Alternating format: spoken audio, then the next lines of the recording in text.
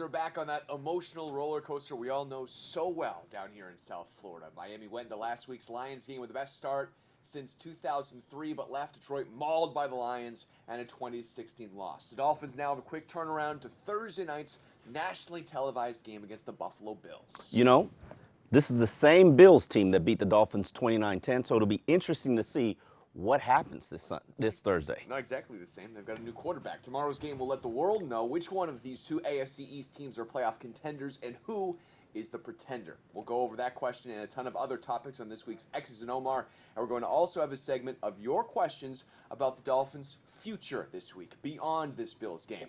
I'm CBS 12's Matt Lincoln. He's Sun Sentinel Dolphins columnist Omar Kelly. You are Nervous Nellies with tons of questions. As usual, we'll take those questions on Twitter. All you need to do is ask them using the hashtag XOMAR or send us a video question. We're also looking for your challenges. We've got our referee here prepared and ready to issue a challenge on anything said in today's show. So please fire away.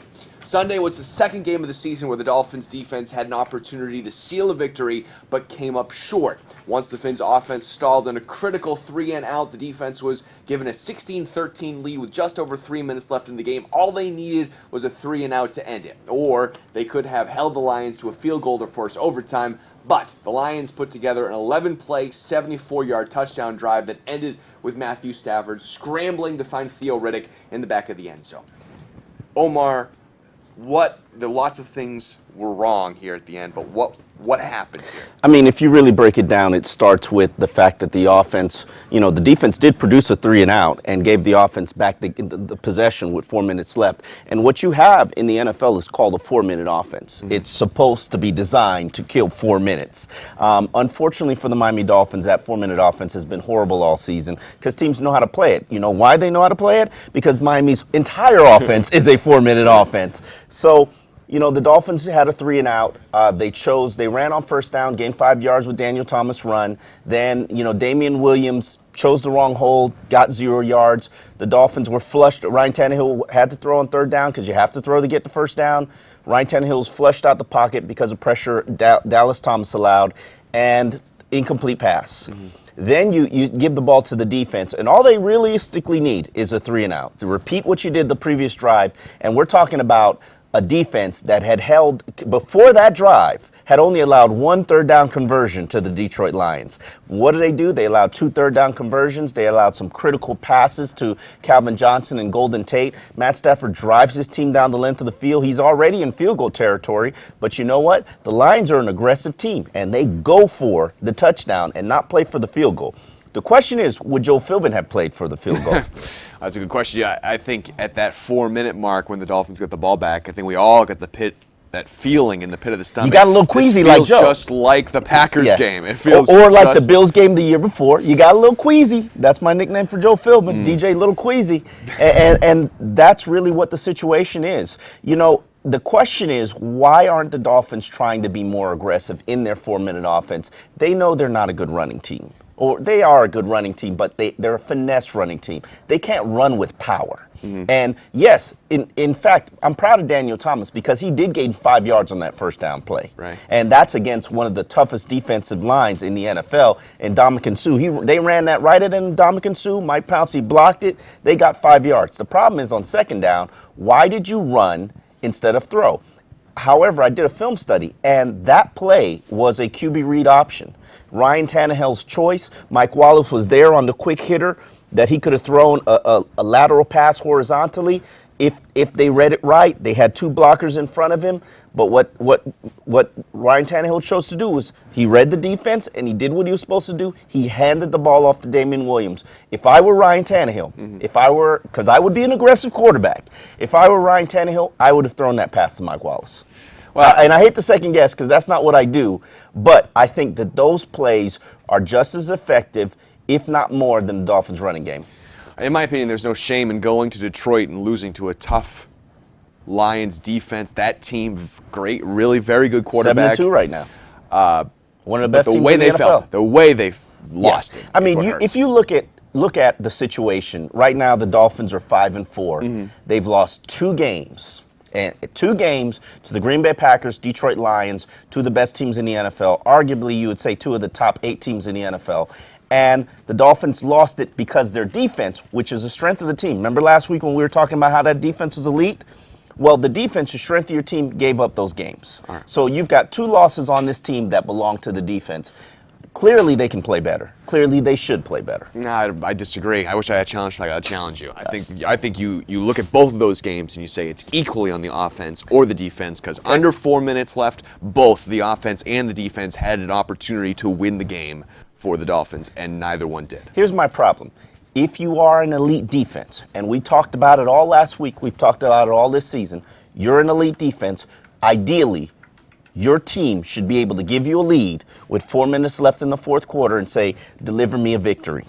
And if you cannot do it, you can't claim to be an elite defense. But the team did deliver, that defense did deliver enough of a victory for 56 minutes. They did their job. Right. Aren't they an elite defense? Aren't they supposed to do their job? And in fairness, the offense has not done their job. Well, in those 2 games now, who did their job better? Oh, for the entirety of the game. For the entirety of the game. The offense or the defense? The defense. However, that's my expectation for this defense. They should be a top 8, if not top 5 unit. The majority of the finances are put into that defense. Get the job done. If I hand you a lead, you need to deliver it to me. Is that not your job? And the same thing, if you handed Ryan Tannehill a deficit and you gave him the ball back as the defense, isn't it his job to rally the team down the field and deliver some points? I mean, he did his job. Yeah. Not well, but he did it. He got it done. He gave you a lead, and you dropped the ball. Right? You know, Rashad Jones, it was a beautifully thrown pass, probably undefendable, but it was your job. You claim to be the best safety in the league.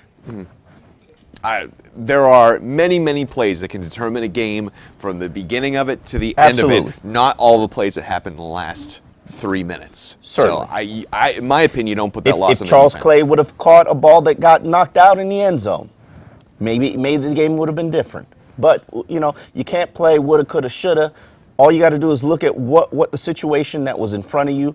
The defense had 74 yards to stop the Detroit Lions from getting into the end zone. Or, when they were in the red zone, stop them on 3. You know, Deion Jordan knocks down a pass.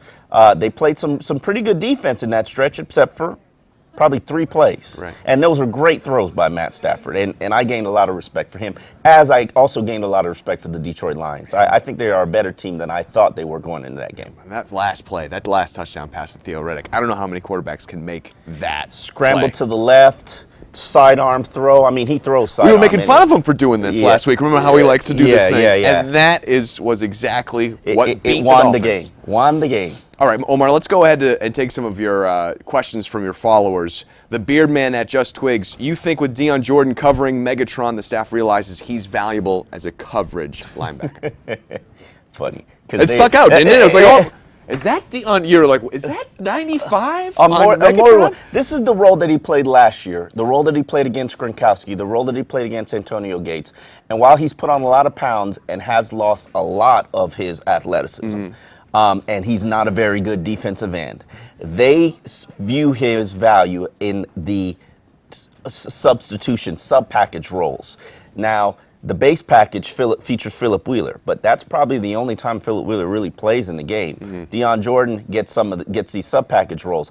I would love to see a package, just me. I would love to see a package that features Deion Jordan and Chris McCain. Right. Now that would be very, very impressive. So are we going to see more of Jordan doing this kind of thing? Yeah, I think that's going to be his role. If you look at his pass rushing snaps, he's not really much of an impact. He's not getting to the quarterback. He's not creating separation. He's not getting off blocks. So it would really be an issue to me if they continue to think that he's a pass rusher, except for the fact that he's put on these 15 pounds of muscle. He's a lot slower. Maybe next offseason you transition him when there's a new coaching staff here, probably. Whoops. You transition him to probably play linebacker. It makes sense to me. That's what they need. Eric Wolf asks, how can we close out games when teams stack the box against us?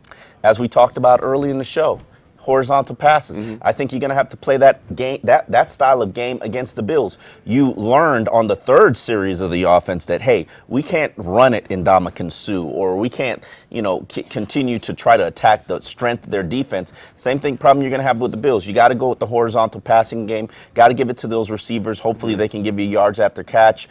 Quick passes. It's a staple of this QB read spread offense, and they've got to rely on it a little bit more. All right, let's take another question from at Haters Loved A3305. I Great love Bill, Twitter name. It's great, I guess. I love Bill Lazor's second half adjustments to games, but I wish they had a better first half approach. What needs to improve? You know what?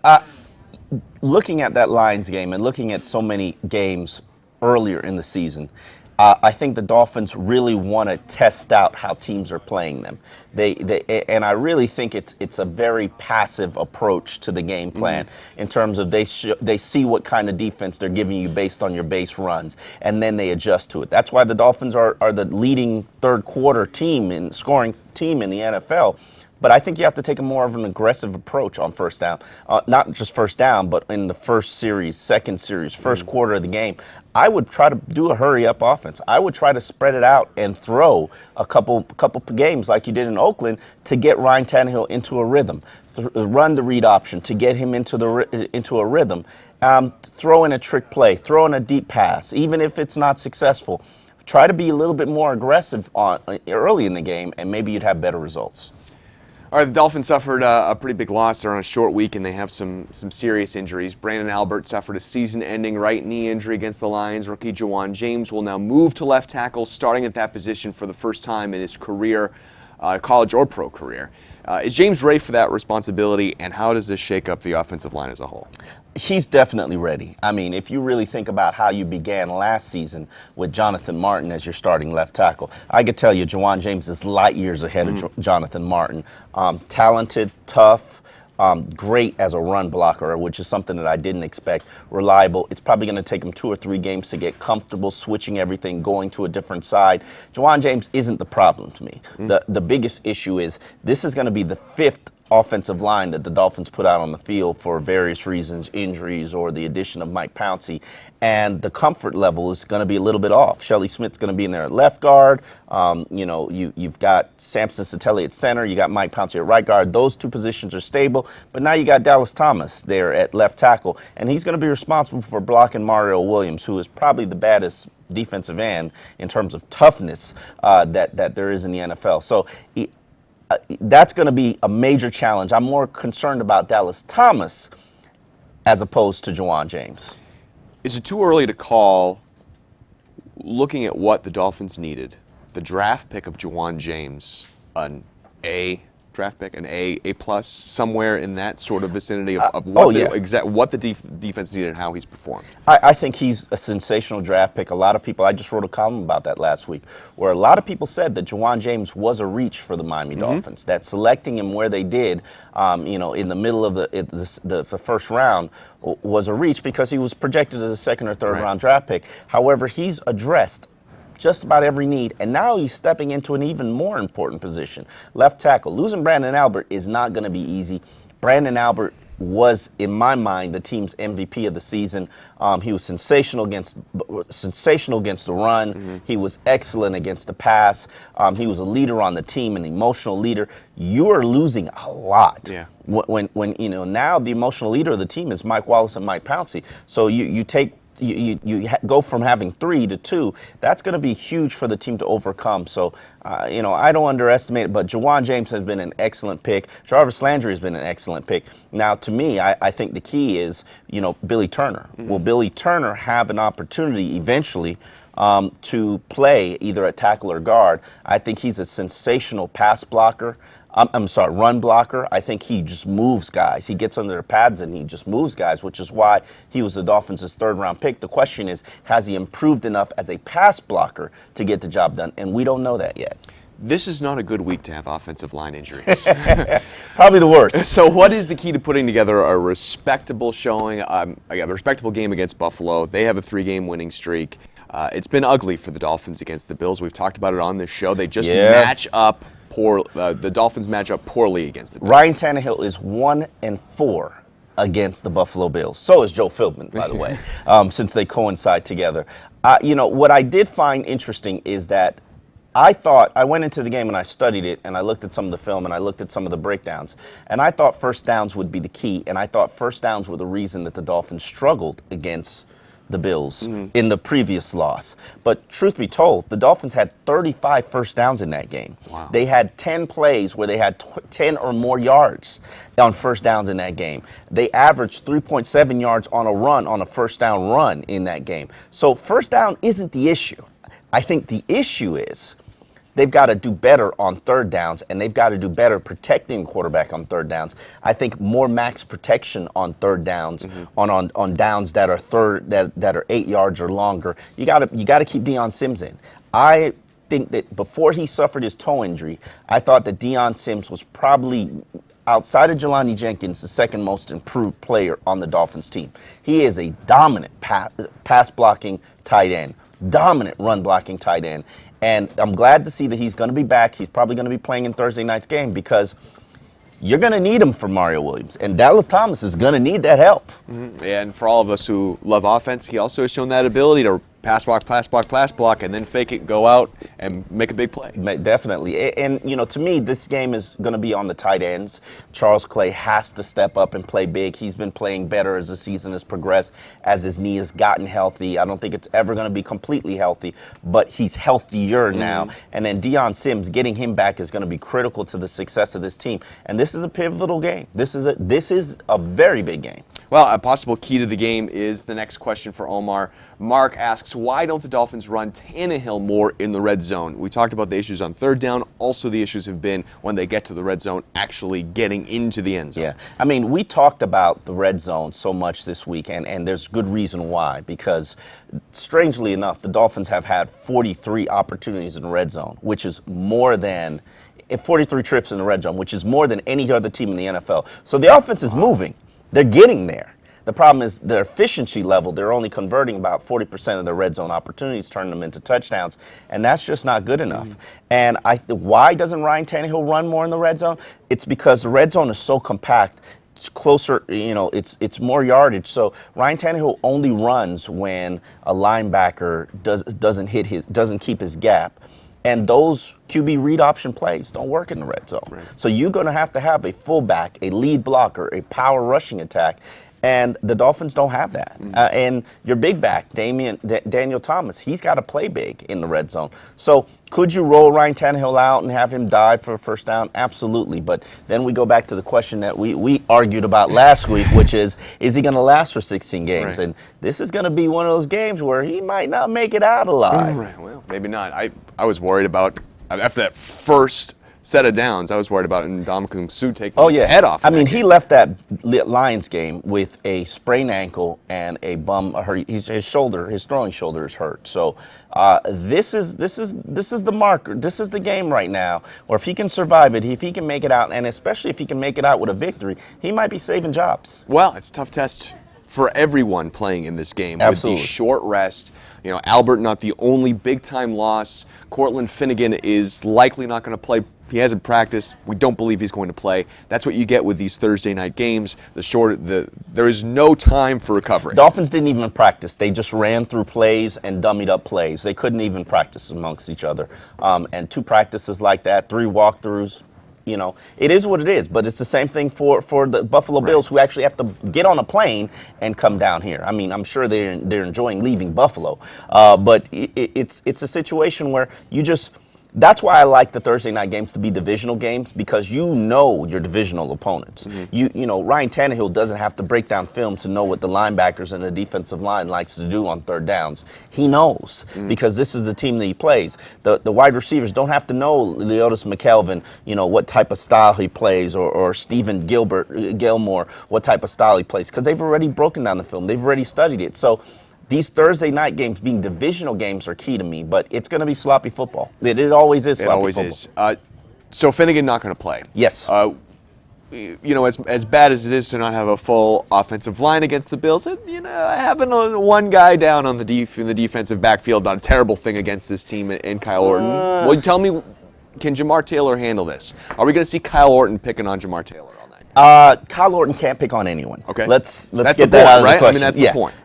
That's he would ideally love to pick on Jamar Taylor, and more than likely they'll try to probably put Sammy Watkins on Jamar Taylor, just like they did Will Davis at the beginning of the season.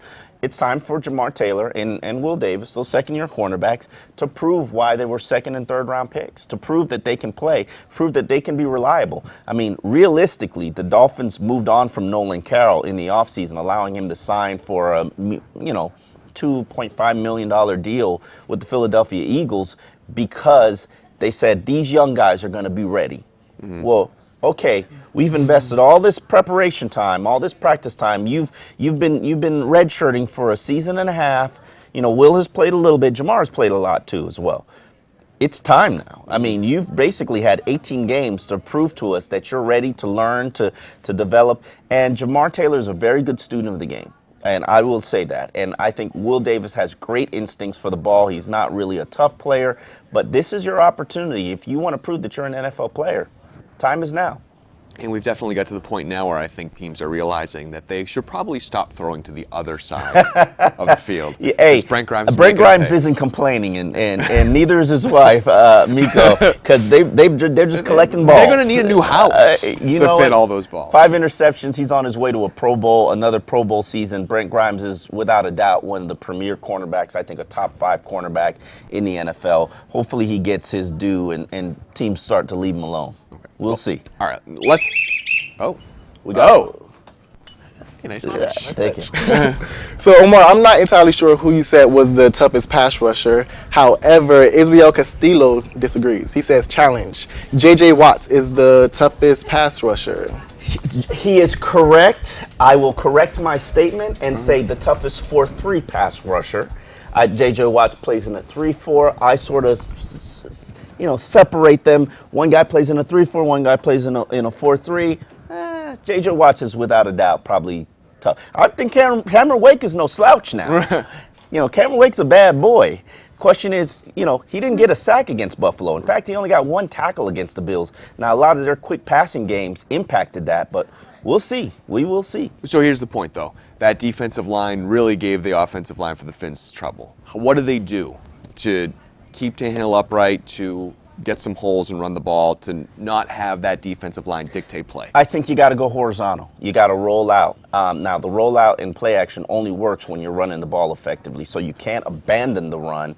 I think you got to use a lot of screen passes. I think you got to use a lot of quick hitch passes. I, in fact, think you got to use a lot of slants with Hartline and Jarvis Landry. To me, I think Jarvis Landry has to be the primary target just because he produces yards after catch, and then after him, you gotta play big. You gotta stretch the field with Mike Wallace. What really disappoints me about this team and this offense is they're a good offense. You look at all the numbers and they're a good offense, except for the red zone stuff. And then with the exception of big plays. They suck at big plays. They've only produced 4 plays where they've produced 30 or more passing yards. And that's not on the play caller because the plays are there. Ryan Tannehill has to pull the trigger, and then he has to be accurate on the throws. What are we expecting out of Lamar Miller on Thursday night? Not much. Kind of the same thing that we saw on Sunday, or less? Probably a little bit more. I would say Lamar Miller probably get 20 carries, not 20 carries, but 20 snaps. Okay. He's not healthy.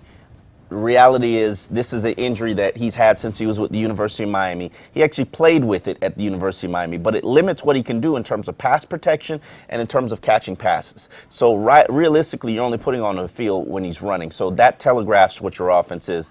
The Dolphins called up LaMichael James from the University of Oregon this week from the practice squad. They just lost Orleans Darkwa to the New York Giants. That's news that just broke today. He got claimed off the practice squad. But the Dolphins chose. I was told that Orleans Dark was the guy who's more ready to contribute and get the job done. However, knowing who you're playing, which is the Buffalo Bills, and in fact next week against the Denver Broncos, you got to challenge the field laterally. Yeah. And talents like LaMichael James, who's 2-time All-American in Oregon, a speed guy, stretches the field, a little scat back that's hard to catch. Throw short passes to him. Throw short passes to him in the backfield. And he might be able to make something happen. So it'll be interesting to see. I know you're not a big fantasy football player, but I do like. I'm staying away from any one of the Dolphins' backfield. I don't think absolutely. You see anyone. I think you should stay away. Yeah, I hate fantasy football, but don't pick Miami Dolphins players. Pick their defense. Miami Dolphins players, they don't touch the ball enough for you to get. They spread it around. So. All right, so we're going to get to a little bit of forecasting the future of the Dolphins, but before we get to that, let's do our picks for this game. Okay. You know what? I am going to pick the Dolphins to win this game. I believe I predicted a 21-17 victory. I have no good reason to predict the Dolphins. Yeah, right. Other than the fact that this game, your season, your coaching career, your future with the franchise, if you're a player, coach, executive, is on the line.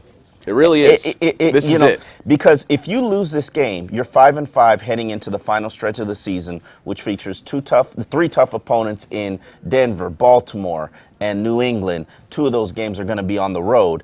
And the realistic possibility of you getting to 10 wins to make the playoffs is very slim. But then after that, you have got to win 4 of your final 6 games just to get to 9 wins.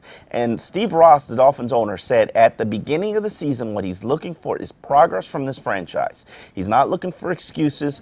He's looking for progress. To me, when I heard that comment, progress is 9 wins. You got to show you're heading in the right direction. And to get to 9 wins after losing Brandon Albert, after losing Noshawn Moreno, and injuries are not, injuries aren't an excuse. But to get to 9 wins, in my mind, is very important. And if you lose this game, you got to win 4 of the final 6. Now, if you win the game, you got to win 3 of the final 6 to get to 9, and playoffs still remains a possibility. So this game is pinnacle. Your season is on the line. I broke down the numbers, and I know we talked about it last week, that 10 wins might actually not be enough with all the teams that are over 500. Well, so many of those teams are playing each other down the stretch that 10 wins is going to be enough. 10 wins is going to be enough. 10 wins is going to be enough. Yes. But you got to beat the Bills. You got to finish on the top side of the Bills, and losing both of them and being a game down in the standings is going to kill them. So I'm also taking the Dolphins 17-13 optimistically. I think the home game, it being a home game, is going to be a critical key because they got 70,000 fans there now. Some of them probably Buffalo fans who are trying to escape the blizzard. And I'm sure they circle this game on the calendar for a great weekend in Miami. But this game is a must-win. All right, real quick, we'll take some of the questions that you've sent us during the show. At KSmithDV, real quick, the Dolphins make it to the playoffs. Who would be the MVP of the season? The MVP has got to probably be Cameron Wake or Brent Grimes if they do make it to the playoffs. D. Milstein 22 asks, why has Brian Hartline's targets and production dropped so much this year? He's not the primary read. In fact, he's not the secondary read either. He's the third option on the offense. Brian Hartline and Jarvis Landry have both converted 10 third downs for the Dolphins. And Brian Hartline used to be, really up there in terms of his third down productivity. Ryan Tannehill's just not looking for him. All right, now let's forecast what we're looking at towards the end of the season and beyond. We've seen for really the entire year that consistency has been the major problem with this team. Consistency and finesse. Who are we putting the blame on? Is it the coach's issue? Is it the player's issue? Your team always takes on the personality of their head coach. Joe Philbin came here and he brought a finesse offense. And in fact, his coaching staff has not been consistent enough to produce winning football. Consistency is the biggest issue with this team, and the fact that they play a finesse style of offense, that's the reality of it. Your team takes on the reflection of its head coach, and right now, that's Joe Philbin. Right. That's Lil Queasy. And the other thing of your coach that you need is when your team is backed up against the wall, when they're playing games they have to win, how do they perform? And the Finns have one last chance here during this stretch run to prove that they can win the games they need to get in the playoffs. You know what? Since I've covered this team, with the exception of 2007, they are always relevant in December. Now, not relevant nationally, but they have always got a chance in December to put forward put their foot, in the door to keep the playoffs alive. And then they'll lose 3 of the 4. Then they blow it, right? Then they blow it. Now, I picked the Bills to win that game because I realistically believe that this Dolphins team just has enough fight to make themselves relevant at the beginning of December when they get to that Jets game. Well, that's the funny thing about this whole thing is you look down this stretch and we talk about with the games that the Dolphins have left and the games that they need to win, and the two easiest games on this schedule are the last two games at home against Minnesota and at home against the Jets. Can you get to it and get to the point where, last year the Dolphins were 8-6 in the driver's seat. In the driver's seat heading into the final two games. They only needed one. And they crapped the bed.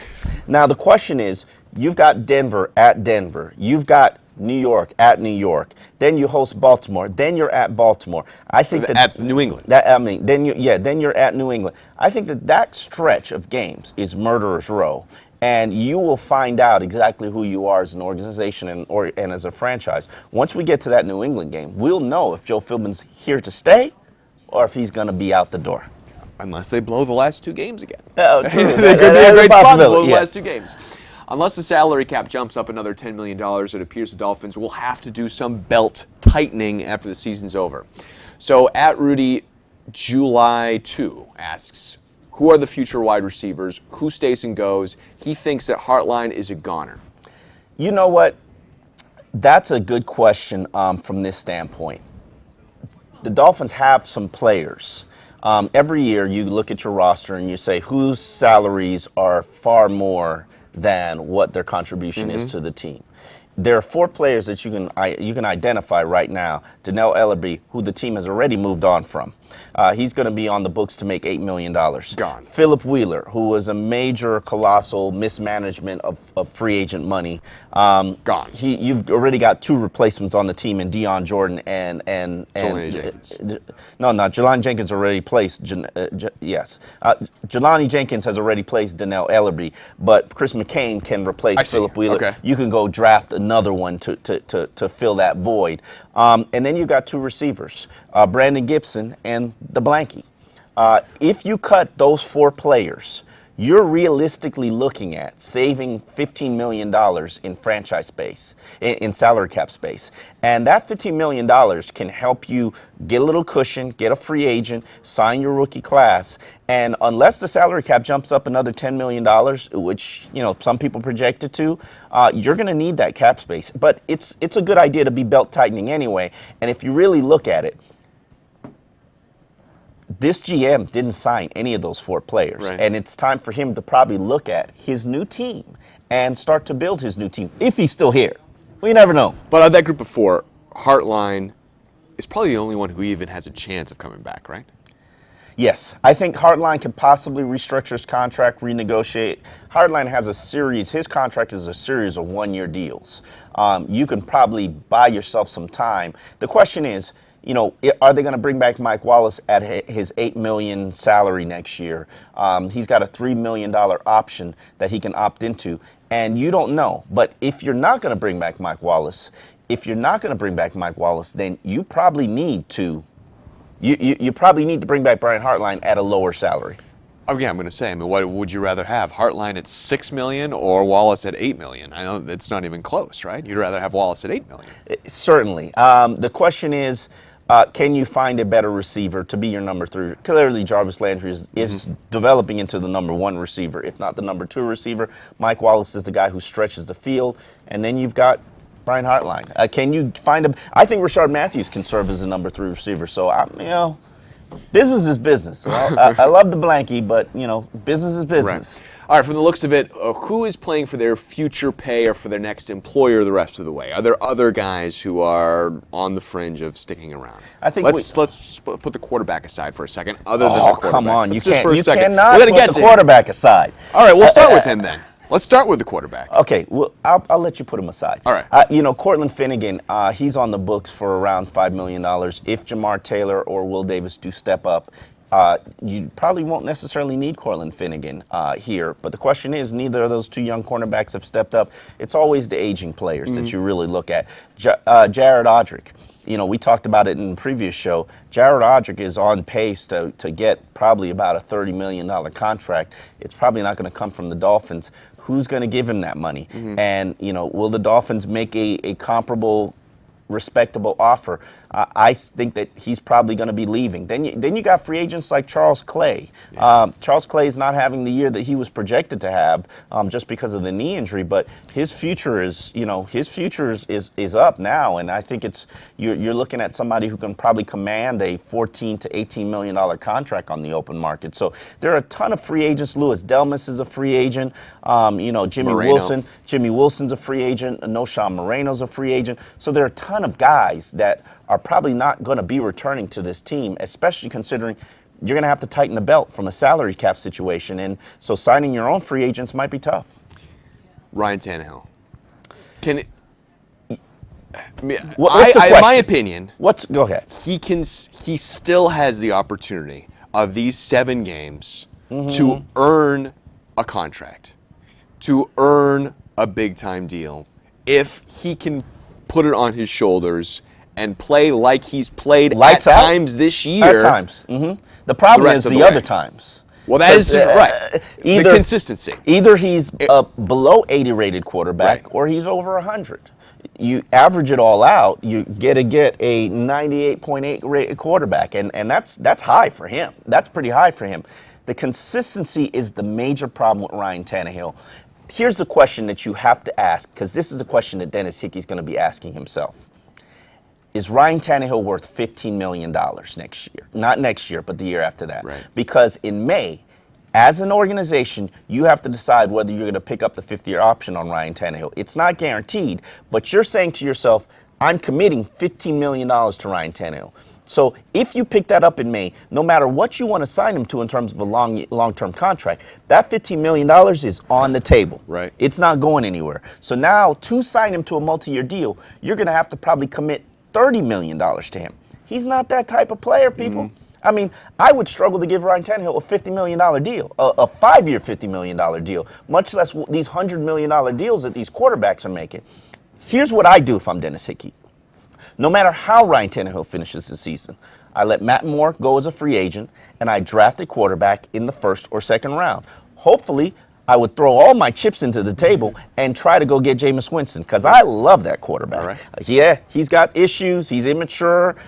You know, he's a little bit of character issues, but so did Cam Newton, and I think that that's worked out well enough and I really think that you just need a quarterback who can put some heat on Ryan Tannehill or either unseat him. But to me, you got to continue to add competition to that position, because the play that you're getting from the quarterback position isn't good enough. And I think that, we asked the question, what players are playing for their future? And that list is much, much, much longer than the ones who aren't. The ones who have a future. It's not just the players. I mean, and that's the thing. It's not just everybody. The players. Listen, it is everyone. If Joe Philbin doesn't get to 9 wins, he knows he's fired. Right. So does his coaching staff. While guys like Bill Lazor or Casey Rogers might be able to stay and hold over, Darren Rizzi might be able to stay and hold over, all of these assistants are also playing for their future in terms of where will they get another job at some other stop. Now, if you put together a good enough body of resume like Casey Rogers has throughout his career with the Dolphins, he knows he's going to get work. He doesn't have to, Darren Rizzi's special teams work, with the exception of this year, he knows he's probably going to get work in the NFL. But everybody else, the tight end coach, the offensive line coach, Darren Rizzi, not Darren Rizzi, but Bill Lazor, they've got to show, put the product together consistent enough. Right now, this Dolphins offense is not averaging 23 points for the season. And they got to get to that point to be considered respectable this season. And just last question, what about Hickey? Is Hickey back? I think it all comes down to what Steve Ross decides to do in terms of the head coach. If you know Steve Ross, he's fishing for the big fish. Yeah. And the big fish is Jim Harbaugh. Whether Jim Harbaugh, it's going sour with the 49ers. He's not going to be back there. He's not going to be back there. No chance. So if the situation in 49ers turns sour, he's under contract. So either he goes to the University of Michigan or he signs with a team that's willing to give up a 1st or 2nd round draft pick for Jim Harbaugh. And I think that Steve Ross, come on, he pursued him the last time. He offered him a $7 million deal the last time. He's probably going to offer him a $10 million contract and give him full power. And then Jim Harbaugh, if that's his choice, is going to, and if he chooses Miami, is going to decide what the fate of Dennis Hickey is. But Harbaugh in San Francisco ended in a disaster. Why do we think Harbaugh in Miami would be any better? Because his relationship with the GM soured with the 49ers. I mean, they're just going at it back and forth. They're throwing haymakers at each other. They're pulling the rug from each other. They're pointing fingers. It's the same situation that happened last year with Joe Philbin and Jeff Ireland. They got to be separated. Now, why, as the owner, are you choosing The GM over the coach. the GM over the coach, Trent Baalke over Jim Harbaugh, who's probably arguably top 4 coach in the NFL? I would struggle to name you 4 guys better than him. I do put his brother up there with him, but it makes absolutely no sense. But I don't know Jim Harbaugh's. I do know Jim Harbaugh's personality. He's a little bit difficult. So that's probably why they're saying, hey, maybe we need to sever ties. Now the question is, does Jim Harbaugh have his own GM in mind? Don't know about that, but before we go, we do have a video question and we want to take it. It comes from Jane.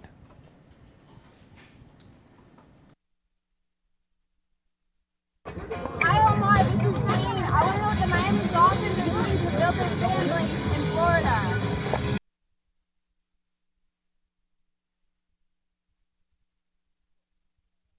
Have done a great job in terms of being consistent about reaching out to their fans and the season tickets base on a consistent basis. And it's not just during the season like, oh, you bought the tickets, okay, we don't care about you. They hold conference calls with the owner, with the GM, to answer fan questions. They hold special events for them. They have special menu items for them at the stadium. And so they've really gone out of their way to reach out to the season ticket base. Now, in terms of the Florida base, you know, I think that they just making sure that they do things like going to London to make sure that their brand is big enough. And, you know, that's something that we didn't talk about really in any of these shows. But, you know, the London was not just about, you know, here's a situation with London. The Dolphins wanted to go to London just because they're not sure whether or not their first 4 games they're going to be, the construction is going to be finished in time to really host games like they want to host games in the first 4. And they had the opportunity to protect 3 games. They chose the Dallas Cowboys game, they chose the New England Patriots game, and they chose the New York Giants game. Now, why you would choose the Giants over the Jets, that's up for debate. But they felt like it was a good move to go to London, one, because it opens you up to host the Super Bowl within the next 5 years, and that's important to Steve Ross considering he's putting $400 million into the stadium, and the stadium is going to be improved drastically. But it also allows you to build a bigger brand, be on national television, and not just you know, you air locally every week, but you need to be on the big networks and the nighttime games, and like Thursday night's game against the Bills. That's putting you on a bigger stage, and if you play well, you draw in more fans. And they're not winning enough to play in Super Bowls to get those fans. So, all right, that's it for X's and Omar. We're here live every Wednesday at 12:15 p.m. breaking down the Fins, and you can find the replay of the show on SunSentinel.com. If you're looking for more Dolphins news, you can find Omar Kelly's First and 10 with Dolphins defenders Derek Shelby and Kelvin Shepard on SunSentinel.com's sports pages. Thanks for watching. We'll see you next week.